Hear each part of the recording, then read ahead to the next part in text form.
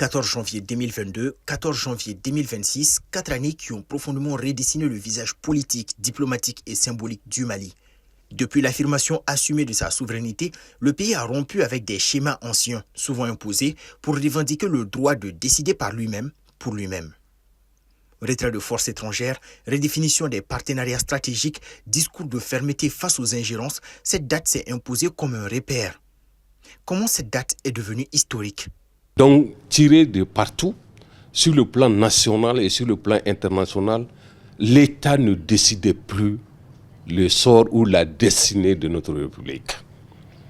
Et cette fois-ci, à partir du 14 janvier 2022, si je ne me trompe, on a recouvré l'intégralité du territoire national.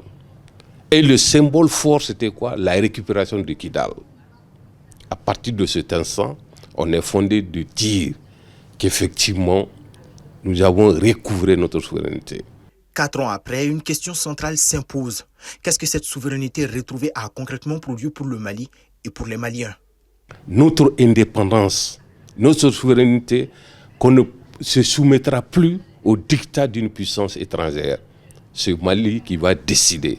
Et cela a été matérialisé dans la constitution de la 4e République, qui est fondée sur les 3 éléments, qui est la souveraineté, le respect de la souveraineté du Mali, le respect des décisions prises par les autorités et surtout, toutes les décisions qu'on va prendre, c'est pour l'intérêt général du peuple malien.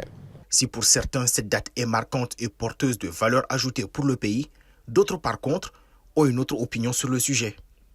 Sur beaucoup de plans, ça n'a pas pris.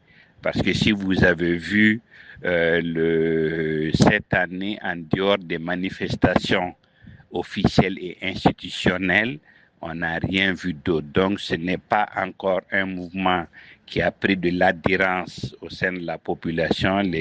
On a l'impression que les populations ne se sont pas accaparées encore du concept et de ce que les autorités de la transition veulent réellement en la matière. Au-delà des discours et des symboles, ces 4 années interrogent désormais l'essentiel. Transformer l'affirmation souveraine en résultat durable pour les populations. Le temps du bilan s'ouvre, celui où l'histoire se juge moins à l'audace des décisions qu'à leur impact concret sur le quotidien des Maliens.